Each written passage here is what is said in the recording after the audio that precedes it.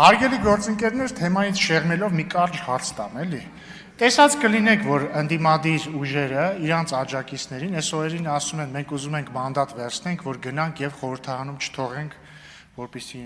իշխանությունը աշխատի կամ նրանց հարցեր տանք, նեղ գցենք, թթու խոսք ասենք։ Շատ լավ։ Ուր է ընդդիմությունը։ Ուր է Հայաստան դաշինքը, ուր է պատիվ ունենա։ Խնդրում եմ պատասխանեք ինձ։ Խնդրում եմ թող ընդդիմությունը պատասխանի իրենց իսկ աջակիցների են փոքրիկ մասին, որոնք իրենց առանց փող են ընտրել։ Ուր են իրանք, ինչու հիմա ինձ ոչ մեկ չի ասում թթու խոսք, հենց հիմա ուր են թթու խոսք ասողները։ Շնորհակալություն։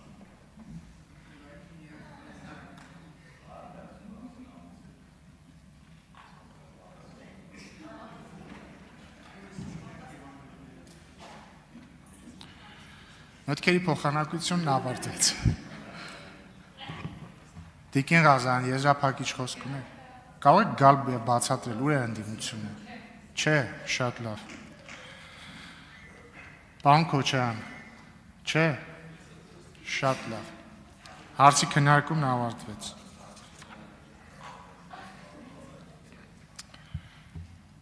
Հարգելի գործընկերներ, քննարկում ենք կառավարության ներկայացրած Հայաստանի Հանրապետության քրեական դատավարության օրենսգրքում փոփոխություններ եւ լրացումներ կատարելու մասին օրենքի նախագիծը առաջին ընթերցմամբ ընդունելու մասին հարցը։ Հիմնական զեկուցող Արդարադատության նախարարի տեղակալ Գևորգ Քոչարյան, համեցեք։ Եթե կան տարածքում ընդդիմադիրներ, ովքեր ուզում են գան եւ մեզ թթու խոսք ասել, մենք նրանց սպասում ենք այստեղ։ Խնդրեմ, պարոն Քոչարյան։ Շնորհակալություն, մեծարգո նախագահ, հարգելի պատգամներ, ձեր քննարկմանն եմ ներկայացնում Հայաստանի Հանրապետության քրեական դատավարության օրենսգրքում փոփոխություններ եւ լրացումներ կատարելու մասին օրենքի նախագիծը։ Նախագծով առաջարկում է լրացնել արտագնան նիստ անցկացնելու հիմքերի ցանկը,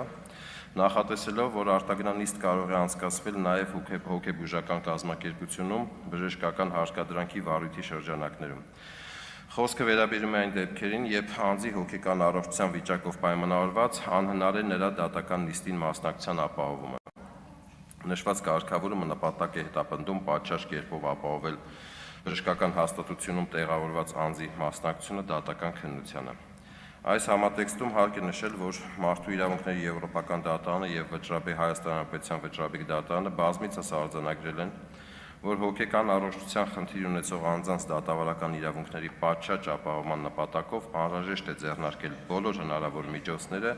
նշված անձանց կողմից բժշկական բնույթի հարկադրանքի միջոցներ կիրառելու վարույթին, հատկապես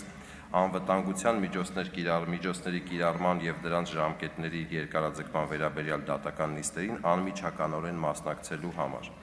Այլ կերպ, որպես կանոն, հոգեկան առողջության խնդիրներ ունեցող անձի վերաբերյալ գործը քննող դատավորը անձի հոգեկան վիճակին ծանոթանալու եւ այդ մասին սեփական կարծիք ձևավորելու համար պետք է վերջինիս անմիջականորեն տեսակցելու եւ նրան հարցեր ուղղելու իրավական հնարավորություն ունենա եւ համապատասխան միջոցներ ձեռնարկի։ Հետևաբար նախագծի ընդունմամբ ներպետական օրենսդրությունը կհամապատասխանեցվի Մարդու իրավունքների եվրոպական դատարանի ձևավորած չափանիշներին։ Նախագծով առաջարկվում է նաև նախատեսել սեղմ ժամկետներ քրեական վարույթը բժշկական հարկադրանքի վարույթի փոխակերպելու համար։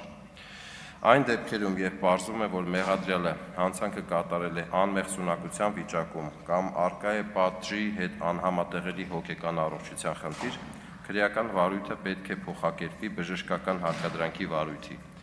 Նախագծով մասնավորապես առաջարկվում է սահմանել, որ եթե նման հիմքեր հայտնի են դառնում նախաքննության ընթացքում, ապա քննիչը անհապաղ, սակայն ոչ ուշ քան այդ հիմքերն ի հայտ գալուց հետո 24 ժամվա ընթացքում կայացնում է քրեական վարույթը բժշկական հարկադրանքի վարույթի փոխակերպելու մասին որոշում։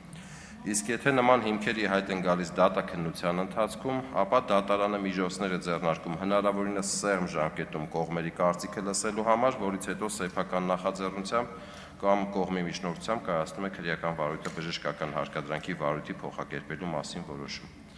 Նշված կարգավորումների անհրաժեշտությունը պայմանավորված է այն հանգամանքով, որ գործող կարգավորումների պայմաններում առաջանում են իրավիճակներ, երբ վարույթ իրականացնող մարմնին հայտնի են դառնում բժշկական հարկադրանքի վարույթի կիրառման հիմքերի մասին տվյալներ, Սակայն վերջինս ձեռնմուխը չի լինում սեղմ ժամկետներում բժշկական հարկադրանքի վարույթ սկսելու եւ անհրաժեշտության դեպքում անվտանգության միջոցներ կիրառելու հարցի քննարկումն սկսելուն։ Մինչդեռ նման հապաղումը կարող է էական խնդիրներ առաջացնել հատկապես այն դեպքերում, երբ համապատասխան փորձաքննության արդյունքներով պարզ է դառնում, որ անձը ընթացիկ փուլում վտանգ է ներկայացնում իր եւ հասարակության համար եւ անհրաժեշտ է բժշկական հսկողության անվտանգության միջոցի կիրառմամբ նրան մեկուսացնել հասարակությունից։ Հարգելի գործընկերներ, խնդրում եմ կողմ քվեարկել նախագծի ընդունմանը։ Շնորհակալություն։ Հարցերի համար հերթագրում։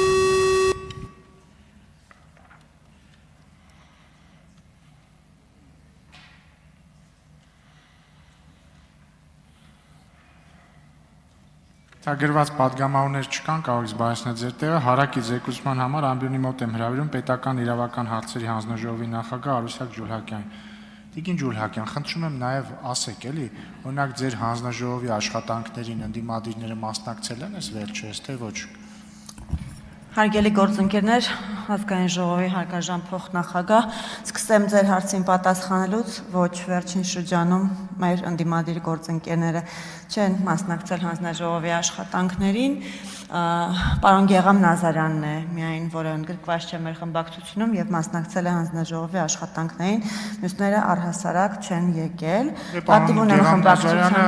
անկախ պատգամավոր է, ընդդիմադիր պատգամավոր։ Ասացի մեր խմբակցությունում չընդգրկված պատգամավորներից միայն Գեգամ Նազարյանն է, որ մասնակցել է մեր հանձնաժողովի աշխատանքներին։ Պատիվ ունեմ խմբակցության ներկայացուցիչը մեր հանձնաժողովում երբևէ չի մասնակցել մեր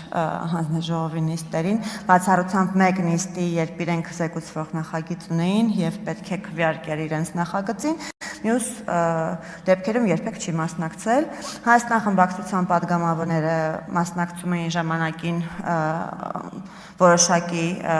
բաց թողումներով իհարկե, բայց հիմնականում մասնակցում էին, վերջին շրջանում չեն մասնակցել։ Բայց չմոռանանք ինչի համար եմ ես մոտեցել ամբիոնին եւ ասեմ հարգելի գործընկերներ, քննարկվող նախագիծը քննարկվել է ազգային ժողովի պետական իրավական հարցերի մշտական հանձնաժողովի նիստում, ըստ էության դրա բոլոր մանրամասները նախագծի հիմնական զեկուցողը ներկայացրեց եւ ես չեմ կրկնվի, հանձնաժողովում ստացել է դրական եզրակացություն նախագիծը եւ ես նույնպես կոչ եմ անում քվեարկության ժամանակ կողմ քվեարկել այս նախագծին։ Շնորհակալ եմ։ Շնորհակալություն, հարցերի համար հերթագրում։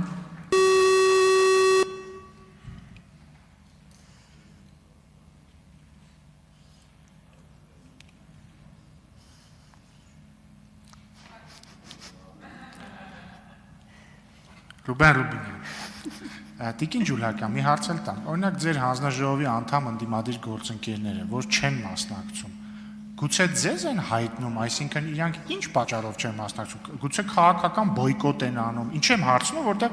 լիագումարի վերաբերյալ ոչ մի բան մեզ հայտնի չի, օրինակ, եթե հայտարարած լինեին, որ բոյկոտում են խորհրդարանի աշխատանքները, կասեինք շատ լավ, քաղաքական բոյկոտ է, կամ ասեին ոտներս ենք ջարդել, չգիտեմ, նեղացել ենք, գոնե կիմանայինք։ Հիմա հարցնում եմ, գուցե ձեր հանձնաժողովի բացակայության բացատրություն կա, խնդրեմ պատասխանեք։ Նախկինում եղել են դեպքեր, երբ որոշ բացակայությունների ժամանակ, մասնավորապես պարոն Մինասյանը զանգել եւ տեղեկացրել է, որ ի վիճակի չլինելու մասնակցել հանձնաժողովներին, բայց այս վերջին շրջանում, որ ասացի, չեն գալիս լիագումար նիստերին զուգահեռ չեն մասնակցում, որևէ կերպ չեն զգուշացրել։ Ես ինքս փորձում եմ հասկանալ իհարկե ինչով է պայմանավորված նրանց բացակայությունը, կարծում եմ եղանակային պատճառներով, կարծում եմ շոկ է եւ չեն ցանկանում աշխատել պարզապես։ Շնորհակալություն, կարող եք զբաղեցնել ձեր տեղը, բայց պետք է ասեմ, որ սա աբսուրդ է, էլի, փաստորեն Հայաստանի Հանրապետությունը եւ աշխարհում միակ երկիրն է, որտեղ պատգամավորների մի մասը գործից փախել են։ Սա ուրիշ անուն չի, հնարավոր չի տալ։ Քաղաքական բոյկոտ չի, չեն հայտարարել որևէ քաղաքական պատճառ, թե ինչի չեն գալիս գործի, չեն գալիս գործի։ Ու այս այն մարդիկ են, որ ասում են մենք պետքա վերցնենք մանդատները եւ օր ու արև չտանք իշխանությանը։ Ես կարծում եմ, այս նոր գումարման ազգային ժողովում, ես կարծում եմ, որ եթե իրանք պատրաստում են սենց լինել, ավելի լավ է չգան եւ չվատնեն բյուջեի փողերը։ Իրանք արժանի չեն այն աշխատավարձին, որը ստանում են։ Շնորհակալություն, մտքերի փոխանակության համար հերթագրում։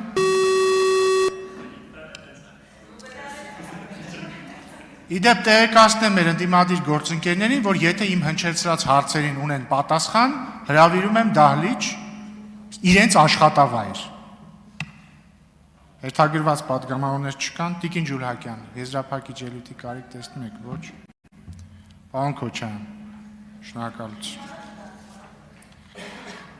Հարգելի գործընկերներ, քննարկում ենք կառավարության ներկայացրած տոհմային անասնաբուծության մասին օրենքում փոփոխություն կատարելու մասին օրենքի նախագիծը առաջին ընթերցմամբ ընդունելու մասին հարցը։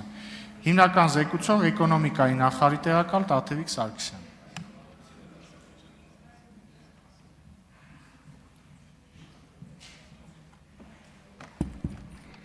Ազգային ժողովի հարգարժան փոխնախագահ